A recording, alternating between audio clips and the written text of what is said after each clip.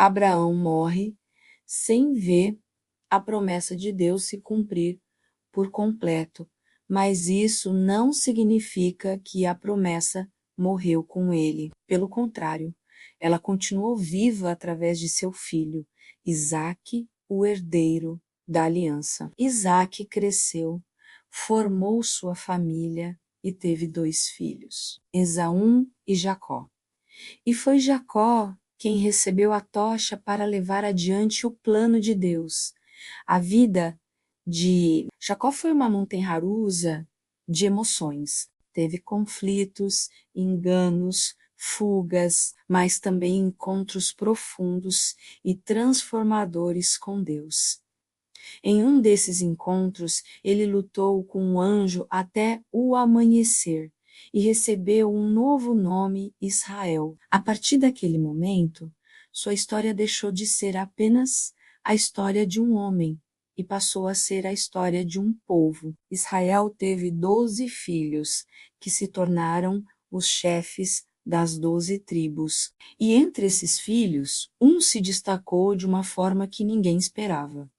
José, a história dele é incrível. Ele foi traído e vendido como escravo pelos próprios irmãos. No Egito, enfrentou a humilhação, a injustiça e a prisão.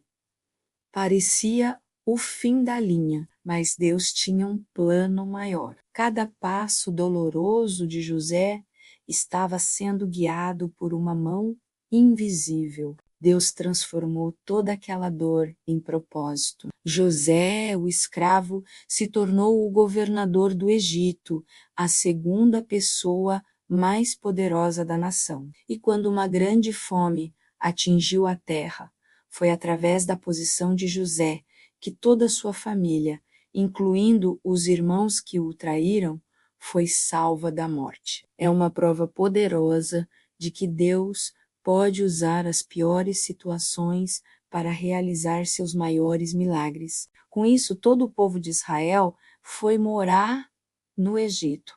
No início, o Egito foi um refúgio, um lugar de segurança e provisão. Os descendentes de Israel cresceram e se multiplicaram, tornando-se uma grande nação dentro de outra. Mas o tempo passou, as gerações mudaram, e o que era um abrigo se transformou em uma prisão. Um novo faraó, que não conhecia a história de José, subiu ao poder. Ele viu o crescimento do povo hebreu como uma ameaça e decidiu escravizá-los com crueldade. 400 anos de sofrimento se passaram.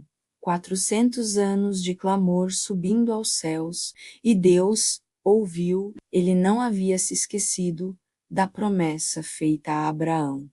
No tempo certo, ele levantou um libertador, Moisés. A história da libertação é épica. As 10 pragas que devastaram o Egito, o confronto tenso entre Moisés e o faraó, e o clímax inacreditável da travessia do Mar Vermelho. Naquele dia, Israel deixou o Egito para trás e nasceu oficialmente como uma nação livre. A jornada, no entanto, estava apenas começando. No deserto, Deus não apenas os guiou geograficamente, mas também os moldou espiritualmente. Ele entregou a lei no Monte Sinai, estabelecendo os princípios para a vida em comunidade. Ensinou o povo a depender dele para tudo, para a água que saía da rocha, para o pão que caía do céu. Cada dia era uma lição de fé e confiança. Depois de 40 anos de peregrinação, uma nova geração, forjada no deserto, finalmente entrou na Terra Prometida. E aqui começa um novo capítulo na história de Israel, uma era de juízes, de reis, como Davi e Salomão, de profetas que falavam em nome de Deus. Cada fase, com suas vitórias e seus fracassos, apontava para algo maior. Gerações e gerações se passaram. O fio da promessa continuou sendo tecido ao longo da história, até que, no tempo perfeito de Deus, na pequena cidade de Belém, nasceu Jesus. Ele era o descendente de Abraão, o descendente de Davi.